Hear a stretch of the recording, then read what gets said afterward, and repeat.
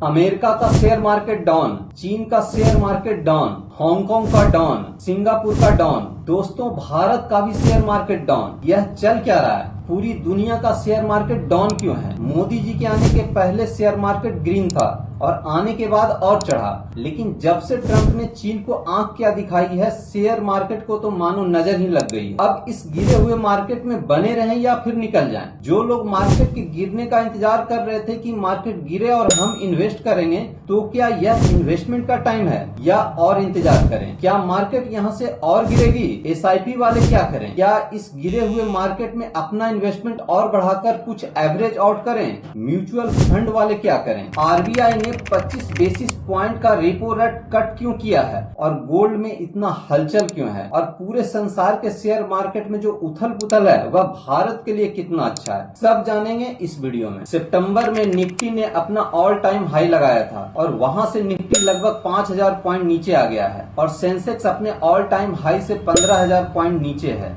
ऐसा नहीं है कि यह हाल सिर्फ भारतीय बाजार का ही है। अमेरिकन मार्केट क्रैश्ड है, चाइनीज मार्केट क्रैश्ड है, हांगकांग मार्केट क्रैश्ड है। किसी भी देश के शेयर मार्केट की बात करो, सब जगह यही हाल है। तो यह हाल हुआ कैसे? दरअसल जब से अमेरिका में राष्ट्रपति का चुनाव हुआ है और ट्रंप प्रेसिडेंट बन के आए हैं, वह मागा की बात कर रहे हैं। मागा यानी मेक अमेरिका ग्रेट अगेन। उनका कहना है कि अमेरिका फर्स्ट। अमेरिका इतनी बड़ी देश है, हर कोई अमेरिका जाना चाहता है, वहीं बसना चाहता है, वहीं जॉब करना चाहता है। लेकिन क्या आप जानते हैं कि अमेरिका भी एक बड़े कर्ज के नीचे दबा हुआ है? US फेडरल गवर्नमेंट का कुल बकाया $36 ट्रिलियन है, यानी प्रति व्यक्ति बकाया $1,06,000। तो आखिर अमेरिका इतने बड़े कर्ज के जाल में फंसा कैसे? दरअसल अधिकतर टेक्नोलॉजी अमेरिका या यूरोपीय देशों ने खोजे और उनका देश विकास करने लगा। लेकिन जैसे जैसे ये देश आगे बढ़ने लगे, बड़े कामों को तो वह खुद करते रहे, लेकिन छोटे छोटे कामों को वह छोटे छोटे देशों को थमा दिया।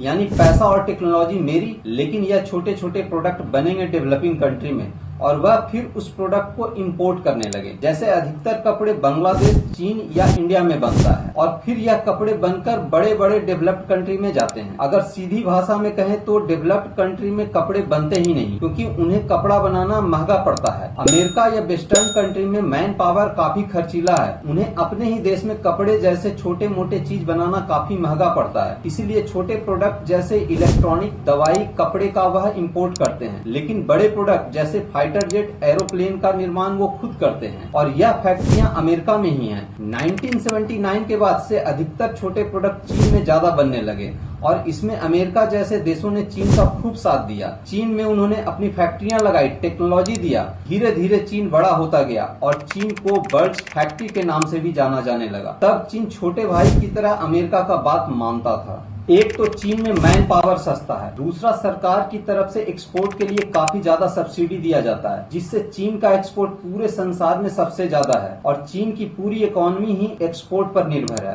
2024 में अमेरिका ने चीन से $440 बिलियन का इंपोर्ट किया था, जबकि एक्सपोर्ट सिर्फ $145 बिलियन का था। यानी टोटल ट्रेड डेफिसिट $295 बिलियन का था। चीन में इतनी फैक्ट्रियां लगी, बिजनेस का इतना विस्तार हुआ कि उनका स्पेशल इकोनॉमिक जोन का मुकाबला कोई भी कंट्री कर ही नहीं सकता। जितने सस्ते वह सामान बनाते हैं, उतना सस्ता कोई बना ही नहीं सकता। इसीलिए इंडिया भी चीन से ज्यादा इंपोर्ट करता है, जबकि एक्सपोर्ट कम करता है, जिसके कारण एक बड़ा ट्रेड डेफिसिट इंडिया के साथ भी है। चीन में हर घर में एक बिजनेस है और इसी बिजनेस के पैसे से महज 45 सालों में चीन सुपर पावर अमेरिका को टक्कर दे रहा है। चीन और अमेरिका के बीच में ट्रेड डेफिसिट तो है ही, लेकिन बिजनेस के इसी पैसे से चीन अपनी आर्मी को भी मजबूत कर रहा है, जिससे अमेरिका चिंतित है। चीन की नेवी ऑलरेडी अमेरिका से बड़ी बन चुकी है। चीन के पास रेयर अर्थ मिनरल्स हैं, जिससे advance medical product, camera lens, optical lens और भी बहुत सारे मॉडर्न इक्विपमेंट बनाए जाते हैं और इन रेयर अर्थ मिनरल का इंपोर्ट अमेरिका चीन से करता है। यानी किसी भी एंगल से चीन अब अमेरिका से कम नहीं है और यह बात अमेरिका को भी पता है और चीन को भी पता है। इसलिए चीन अमेरिका को आंखें दिखा रहा है और यही सब कारणों के कारण अमेरिकी राष्ट्रपति ट्रंप का कहना है कि जो फैक्ट्रियां अमेरिका से चीन चली गई हैं, उसे वापस अमेरिका आना होगा। हम अपने प्रोडक्ट अमेरिका में फिर से बनाएंगे और फिर से अमेरिका को बड़ा देश बनाएंगे। इसीलिए उन्होंने मागा का नारा दिया है, मेक अमेरिका ग्रेट अगेन। दरअसल जो प्रोडक्ट अमेरिका में बनता है और उसका एक्सपोर्ट चीन में होता है तो उस पर चीन एक बहुत बड़ा टैरिफ लगाता है, जबकि चीन में बने प्रोडक्ट पर अमेरिका बहुत मामूली टैरिफ लगाता है। इसी बात पर ट्रंप नाराज है और अमेरिका ने चीन ही नहीं बल्कि पूरे वर्ल्ड के सारे देश पर रेसिप्रोकल टैरिफ लगा दिया है, जिससे अमेरिका और चीन के बीच में एक टैरिफ वार स्टार्ट हो गया है। आज 10 अप्रैल तक अमेरिका ने चीन के ऊपर 125% का टैरिफ लगाया हुआ है। भारत के ऊपर भी अमेरिका ने 26% का टैरिफ लगाया है। हालांकि जब से अमेरिका ने सभी देशों का टैरिफ बढ़ाया है तब से अमेरिका में अधिकतर सामान महंगे हो गए हैं, जिसके कारण देश में अधिकतर बड़े शहरों में धरना प्रदर्शन हो रहा है और शायद इन्हीं धरना प्रदर्शन के कारण अमेरिका ने इस टैरिफ को 90 दिनों के लिए होल्ड किया है ताकि सभी देश इस पर बात कर सकें। इंडिया अमेरिकी सामानों पर 52% की टैरिफ लगाता है और इसी के तहत अमेरिका ने 26% का रेसिप्रोकल टैरिफ लगाया है। यानी आसान भाषा में कहें तो भारत में 100 रुपए का बना सामान अमेरिका में 126 रुपए में बिकेगा, जबकि अमेरिका में बने $100 का सामान भारत में $152 का बिकेगा। अमेरिका चीन के टैरिफ बार के कारण सभी देशों का शेयर मार्केट काफी नीचे आ गया है और जब विदेशी बाजार टूटते हैं तो भारतीय बाजार में भी इसी तरह का माहौल रहता है। अब भी मार्केट नीचे गिरने का सबसे बड़ा कारण यह टैरिफ वार ही है। हालांकि अमेरिका में जबरदस्त विरोध के बाद अमेरिकी राष्ट्रपति ट्रंप ने 90 दिनों के लिए चीन को छोड़कर सभी 75 देशों से टैरिफ पर होल्ड लगा दिया है और इस खबर के आते ही अमेरिकी बाजार ऊपर चढ़ गया। नैस्डैक 12% के ऊपर बंद हुआ। लास्ट के 20 सालों में अमेरिकी बाजार पहली बार एक दिन में इतना चढ़ा। टैरिफ होल्ड को मार्केट ने हाथों हाथ लिया और दुनिया भर के शेयर बाजार में उछाल आया। आज जब मैं इस वीडियो के लिए स्क्रिप्टिंग कर रहा हूँ तब भारतीय बाजार बंद है, यानी जब 11 अप्रैल को भारत का बाजार खुलेगा तो उसमें भी जबरदस्त उछाल देखने को मिलेगा और हो सकता है कि भारतीय बाजार 2-3% ऊपर चढ़ जाए। अमेरिकी राष्ट्रपति ट्रंप का पता नहीं कब टैरिफ लगा दे, कब टैरिफ हटा दे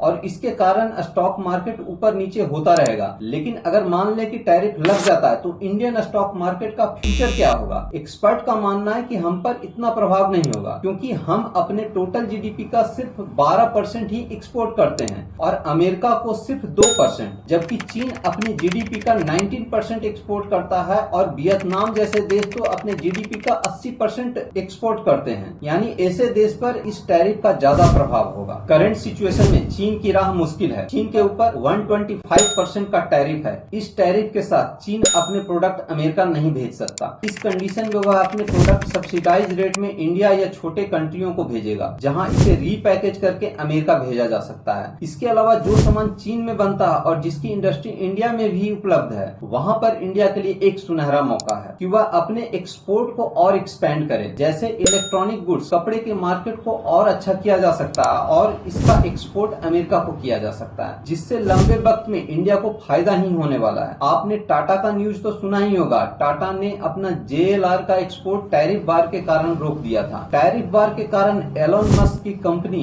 टेस्ला का क्या हाल हुआ होगा, जिसकी फैक्ट्री चीन में है। 125% टैरिफ के साथ टेस्ला को अमेरिका में ही खरीदार नहीं मिलेगा। दूसरा, भारत अपना व्यापार अमेरिका के साथ 2030 तक $500 बिलियन करना चाहता है, जो कि अभी सिर्फ $190 बिलियन है। यानी जब यह व्यापार बढ़ेगा तब इस टैरिफ का ज्यादा असर भारत के ऊपर नहीं होगा, बल्कि इंडिया का फ्यूचर और बेहतर ही है। हालांकि इस टैरिफ बार के अलावा भारतीय कंपनियों का प्रदर्शन भी कुछ अच्छा नहीं रहा है, जिसके कारण भी मार्केट नीचे आ रहा है। दिसंबर क्वार्टर का कॉर्पोरेट अर्निंग लास्ट के 5 साल में सबसे कम है। अब अगर अर्निंग कम होगा तो इन्वेस्टर अपना पैसा निकालेंगे और इसी कारण से FI यानी फॉरेन इन्वेस्टर अपना पैसा निकाल रहे हैं। और जब मार्केट कई कारणों से हिला हुआ हो तो FI भी पैसा निकालते हैं और DI यानी डोमेस्टिक इन्वेस्टर भी पैसा निकालते हैं, जिसके कारण मार्केट और नीचे जा रहा है। यानी मार्केट में कुछ अच्छा हो ही नहीं रहा है। ऐसा नहीं है। भारत सरकार इस सारे घटनाक्रम पर अपनी निगाह जमा कर रखे हुए है और इसी के बाद RBI ने अपने रेपो रेट में बदलाव किया है। फरवरी 2025 में RBI ने 25 बेसिस पॉइंट से रेपो रेट को कम किया है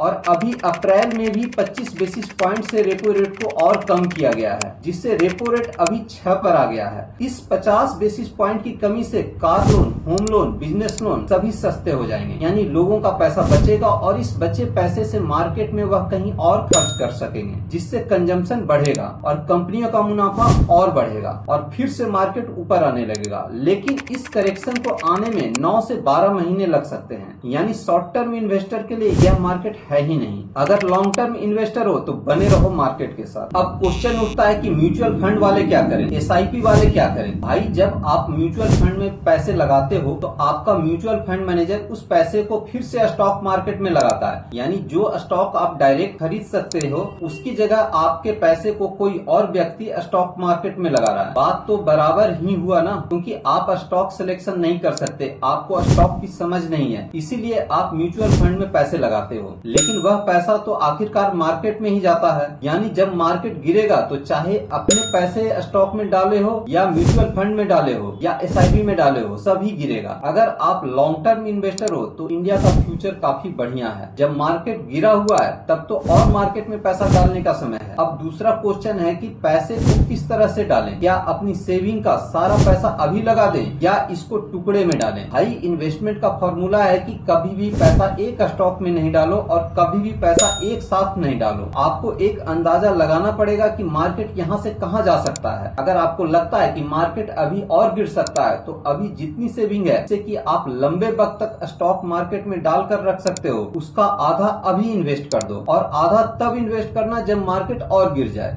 अगर मार्केट गिरता है तब आपका शेयर एवरेज आउट हो जाएगा, अगर नहीं गिरता है तब आपकी बल्ले बल्ले। और अब लास्ट क्वेश्चन, सोने में क्यों आग लगा हुआ है? जो सोना जुलाई में 70,000 रुपए पर था अब वह 95,000 क्यों हो गया? भाई, जब भी मार्केट गिरेगा तब लोग अपने आप को सेफ जोन में रखना चाहेंगे और इसीलिए शेयर मार्केट, SIP और म्यूचुअल फंड से पैसे निकालकर गोल्ड खरीदना स्टार्ट कर देते हैं। इसीलिए आप हमेशा देखोगे कि जब भी शेयर मार्केट में भूचाल आता है, शेयर मार्केट गिरता है तो गोल्ड का प्राइस बढ़ने लगता है। गोल्ड का प्राइस इतनी तेजी से नहीं बढ़ता है, लेकिन कभी भी यह अपने कस्टमर को निराश नहीं करता। यह आपको डिसाइड करना है कि आपको कितना रिस्क लेना है और उसके अनुसार से आप डिसीजन लो कि आपको गोल्ड में इन्वेस्ट करना है या स्टॉक मार्केट में। तो दोस्तों, यह वीडियो कैसा लगा कमेंट में बताएं और अपनी राय दें और ऐसे ही वीडियो के लिए मेरे चैनल को सब्सक्राइब करें। Thank you.